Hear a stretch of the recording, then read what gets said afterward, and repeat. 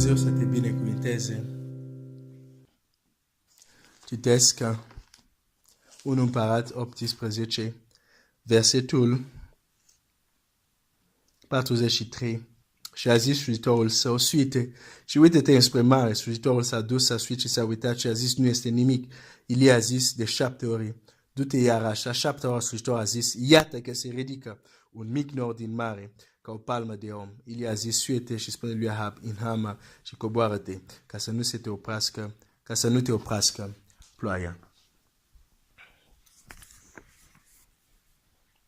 Cum putem dezvolta această abilitate să ne uităm înspre ce trebuie? Către Dumnezeu.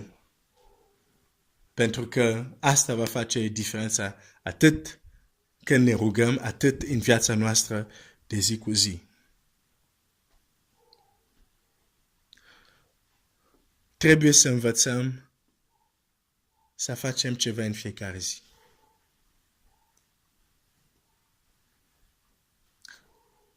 Când slujitorul a zis nu este nimic, Ilie a zis du-te iarăși, du-te iarăși, du-te iarăși. Gândiți-vă la slujitorul lui. S-a dus și zice, pe nu este nimic, du-te din nou. Pe nu este nimic, du-te din nou. Pe nu este nimic. Du-te din nou și din nou, din nou. A 7-a oară vede ceva.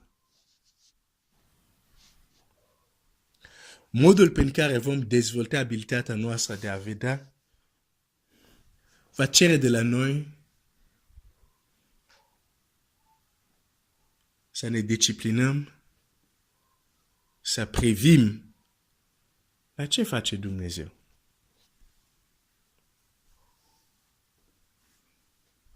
Și nu avem nevoie să fim dus în lumea invizibilă ca să vedem ce face Dumnezeu. Biblia ne spune, natura care ne înconjoară ne vorbește despre Dumnezeu. În ziua care a trecut ieri, oare l-ai văzut tu pe Dumnezeu? Azi, poți să spui, uite, ieri l-am văzut pe Dumnezeu aici, știu că Dumnezeu a făcut asta.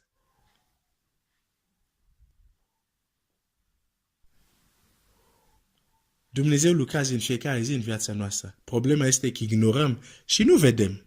Și de ce nu vedem? Pentru că nu avem interes. Nu-i acordăm atenția noastră. Și ca tare, noi nu suntem schimbați și transformați. Biblia zice, bunătatea lui Dumnezeu te îndeamnă la pocăință. Dar omul care nu vede bunătatea lui Dumnezeu nu e îndemnat la pocăință.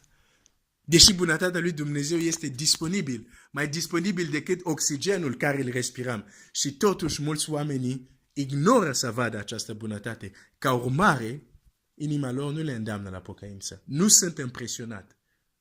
Pentru că nu poți să fii impresionat de ceea ce nu vezi.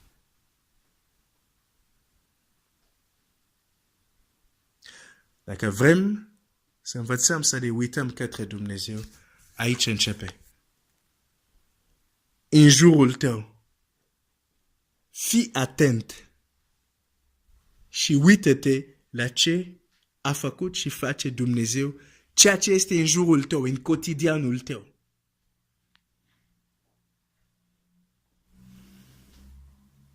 Făcând acest lucru, dezvolt această abilitate să nu vezi doar că plouă, dar să vezi că Dumnezeu e Cel care a trimis ploaie.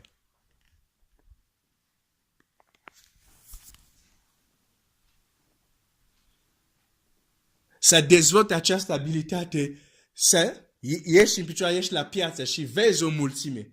Să nu zici, ce mulțime, e aglomerat aici. Dar să vezi dincolo, să zici.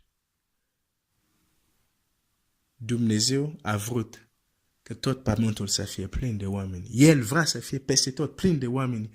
Pentru că vrea cât mai mulți să-L cunoască și să se bucure de mântuirea Lui. În orice loc, în orice lucru cotidian, poți să-L vezi pe Dumnezeu. Eu știu că Domnul Iisus așa Uite, de exemplu, Domnul Iisus zice, Dumnezeu care este bun, face să răsare soarele lui atât pe cei buni și pe cei rei. Deci când Domnul Iisus vedea soare, zice, Dumnezeu l-a ridicat soare. Nu zice doar, e soare. Sau se uită la, cum se numesc, pasările astea, care nu muncesc, dar zice, Tatăl vostru are grijă de ei. Deci când Domnul Iisus vedea pasările, zice, Dumnezeu are grijă când fiecare zi să aibă ceva de mâncat. Tu când vezi pasăre, uite ce pasăre. Vezi ce vreau să zic? Adică, în natura, în cotidianul tău, acolo trebuie să începi să-L vezi pe Dumnezeu. Nu că nu este, doar că tu nu ești atent sau nu te interesează.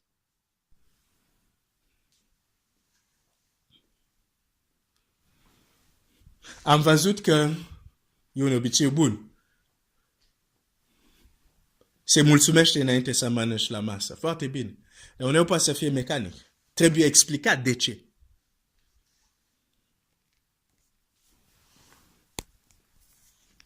Și în gestul ăsta, cu adevărat, prin gestul ăsta, Dumnezeu face parte din cotidianul nostru. Dar nu trebuie, rugăciunea noastră nu trebuie doar să se oprească că mulțumim că avem un ciolan cu fasole în farfurie. Nu trebuie să se oprească acolo, bineînțeles, rugăciunea noastră, dar ne reamintește, disciplina aceasta ne reamintește, de fapt, tot ce ești, tot ce primești vine la Dumnezeu. Dar când o facem, să vedem dincolo de ciolan. Cam greu, Glenn, dacă mi-e foame. Ok, dacă ți-e greu atunci, mănâncă ciolanul, dar după vezi dincolo de ciolan. În cotidianul nostru, acolo trebuie să începem să-L vedem pe Dumnezeu. Și este acolo, nu este greu. Trebuie doar să avem atenție.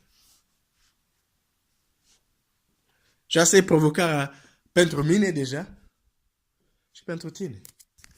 În fiecare zi vreau să fiu atent și să mă uit în jurul meu la ce face sau ce a făcut Dumnezeu. Și să pot să zic, uite, aici e mâna lui Dumnezeu. Aici e mâna lui Dumnezeu. Aici e mâna lui Dumnezeu. Și poate cineva zice, pe dacă e să mă gândesc așa, pe multe lucruri o să-mi dau seama că e mâna lui Dumnezeu. Pe tocmai, este, dar problema este că tu nu vezi și atunci nu te impresionează. Ideea este să ajungem la capacitate să-L vedem pe Dumnezeu peste tot. Bine, aici nu vorbesc de panteismul, adică Dumnezeu este tot și piatra e Dumnezeu. Nu e vorba de asta. Dar să fim conștient, pentru că atunci când zici, aici e mâna lui Dumnezeu, aici văd că e Dumnezeu, aici e mâna lui Dumnezeu, ce se întâmplă? Automat, vrei, nu vrei, Dumnezeu începe să devină o realitate cotidiană în viața ta. Nu mai este doar cel la care te închini duminică. E cel care este în cotidian în viața ta. E real. Și atunci se dezvoltă capacitatea noastră de a privi către El. Și poate la început când vei privi în jurul tău, ca și slujitorul lui Elisei, o să spui, Glenn, m-am uitat, n-am văzut nimic. N-am văzut nimic. Și o să-ți spun, uite-te iarăși. N-am văzut nimic. O să zic, uite-te iarăși. N-am văzut nimic. Ai înțeles? O să continui să zic, uite-te iarăși. Pentru că este imposibil să nu-L vezi pe Dumnezeu. Doar să ai interes, să acorde atenția. Dumnezeu să te binecuvinteze.